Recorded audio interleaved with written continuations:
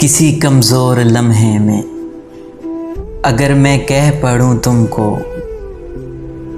मुझे तुमसे मोहब्बत है, तुम हंस कर टाल देना बात मेरी और बताना कि मोहब्बत जिनसे होती है इन्हें आगाह नहीं करते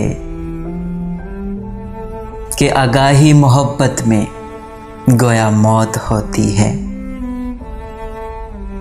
मोहब्बत नाम है खामोश जज्बे का, मोहब्बत नाम है खामोश जज्बे का, सिसकने का, तड़पने का, सुलगने का।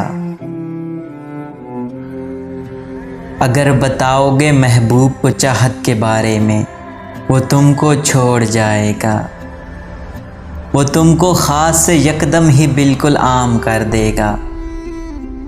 सोए हमदम लगाओ दिल को तुम 100 बार, लेकिन ध्यान ये रखना तुम्हारे दिल में जो ठहरे इसे ये मत बताना वो तुम्हारे दिल का बासी है। इसे ये मत बताना कि बग़ैर उसके उदासी है।